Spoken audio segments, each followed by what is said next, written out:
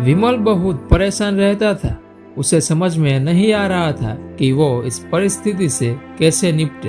वो अपनी माँ को बहुत चाहता था, किंतु उसकी पत्नी और बच्चे उसकी माँ से बहुत दूर भागते थे, क्योंकि उसकी माँ की एक आंख नहीं थी, साथ ही उसकी कमर भी 90 अंश पर झुकी थी। वैसे वो अपना काम सब खुद कर लेती है, किंतु फिर भी वो उसकी पत्नी और बच्चों के लिए हमेशा खटकती है। दादी, आप ऊपर के कमरे में जाओ, मेरे दोस्त आ रहे हैं। विमल के बेटे अखिल ने बड़े बेरुखी से कहा। पर बेटा, मैं तो यहाँ बहुत दूर बैठी हूँ। विमल की माँ ने बहुत प्यार से कहा। नहीं, आप उनके सामने मत रहो, वो मुझे चिढ़ाते हैं।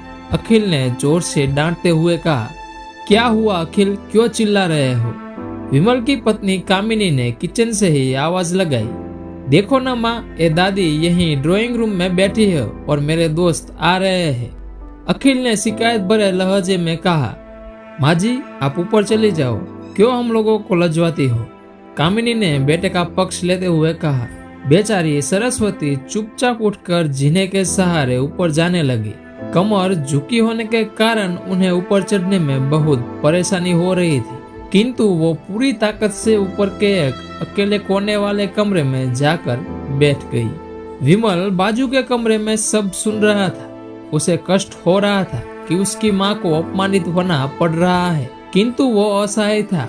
अगर वो कुछ कहता है तो पत्नी और बच्चे उसका विरोध करने लगते हैं। दूसरे उनके तर्क भी सही लगते हैं, क्योंकि वो एक प्रशासनिक अधिकारी था। उसका सामाजिक स्तर बहुत ऊंचा था। उसकी ससुराल भी एक उच्च घराने में थी, अतः वह चुपचाप इस तरह हर दिन अपनी माँ को अपमानित होते देखता रहता था। रात को विमल की पत्नी ने कहा। देखो जी, अब कुछ करो। कल कलेक्टर साहब की पत्नी आई थी। माँ जी अपनी देसी धुन धारा में उनसे मिले। मुझे बहुत शर्म आ रही थी, बताते हुए कि ये मेरी सास है। मैंने कह दिया कि दूर की रिश्तेदार है, इलाज कराने आई है। विमल को रोना आ गया, किंतु फिर भी वह चुप रहा। उसे समझ में नहीं आ रहा था कि वो क्या करे। अपने बेटे की मनस्थिति को सरस्वती अच्छी तरह से जानती थी और बेटे को कोई कष्ट न हो, इसीलिए वो हर बात को चुपचाप सह लेती थी। विमल बहुत उदास रहने लगा। एक तरफ परिवार और सामाजिक स्तर पर जीने की प्रतिबद्धता थी, तो दूसरी ओर अपनी माँ। आखिर माँ से अपने बेटे की यह हालत नहीं देखी गई। एक दिन उसने अपने बेटे से कहा। विमल, बहुत दिन हो गए हैं, मैं अपने गांव जाना चाहती हूँ। मुझे वहां पहुंचा दो, मेरा यहाँ मन नहीं लग रहा। किंतु माँ, वहां तो कोई नहीं है, तुम्हारी देखभाल कौन करेगा? विमल ने आश्चर्य से पूछा। अरे, सब गांव वाले तो है, और वो तुम्हारे मामा जी तो उसी गांव में रहते हैं, और फिर हम सारी व्यवस्थाएं कर आएंगे ना। कामिनी को तो जैसे मन की मुराद मिल गई हो।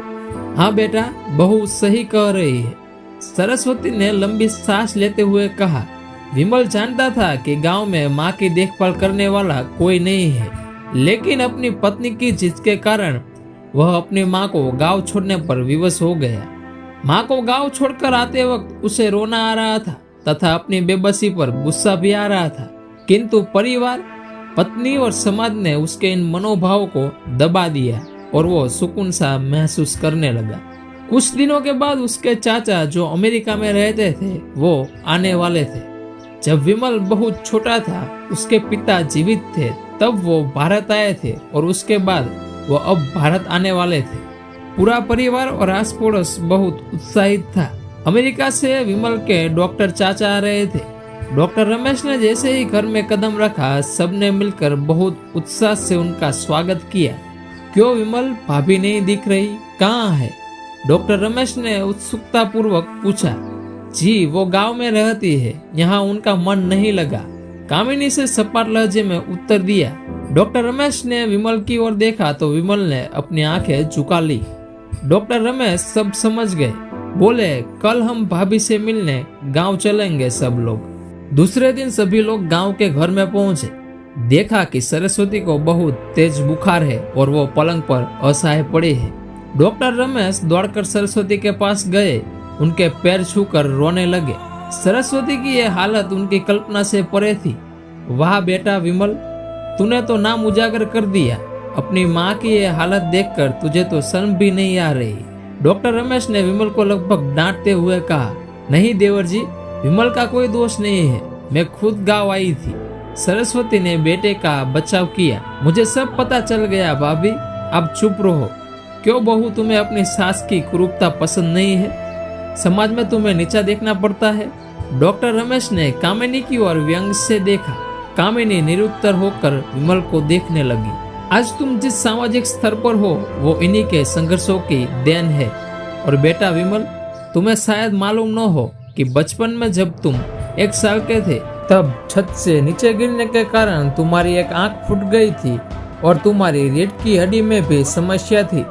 तब तुम्हारी इस कुरूप माँ ने अपनी एक आंख और अपना बोन मेरो तुम्हें देकर इतना सुंदर स्वरूप दिया था। कामिनी बेटा, इतने सालों तक संघर्ष करके बेटे को प्रशासनिक अधिकारी बनाने वाली इस संघर्षशील औरत की तुम लोगों ने यह दशा कर दी। तुम्हें ईश्वर कभी माफ नहीं करेगा। डॉक्टर रमेश की आंखों से अश्रु जलधारा बह रही थी।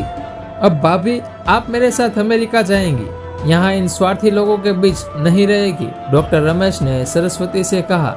विमल को तो काटो तो खून नहीं था। डॉक्टर रमेश जो उसके चाचा थे, उन्होंने जो राज बताया उसके बाद तो विमल को यही लग रहा था कि उससे ज्यादा पापी इंसान इस दुनिया में कोई और है ही नहीं। वह दौड़ता गया और माँ सरस्वती के कदमों में लिपट गया। माँ, मेरा अपराध अक्षम्य है। मैं जानबूझकर चुप्पी साधे रहा, आपका अपमान करवाता रहा। अब सिर्फ आप ही उस घर में मेरे साथ रहेगी और कोई नहीं। विमल ने आग्नेय दृष्टि से अपनी पत्नी और बच्चों को देखा। कामिनी को भी बहुत पश्चाताप हो रहा था, किंतु उसकी हिम्मत नहीं हो रही थी कि वो सरस्वती से आंखें मिलाए। सरस्वती ने कामिनी की मनस्थिति को समझकर उसको पुचकारते हुए अपने पास बुलाया और विमल को डांटते हुए कहा, खबरदार, जो मेरी बहू को मुझसे अलग करने की कोशिश की तो तुझे ही घर से बाहर निकाल दूंगी। कामिनी और बच्चों ने सरस्वती के पैर पड़ते हुए अपने व्यवहार पर माफी मांगी और माँ के हृदय ने सबको माफ कर दिया।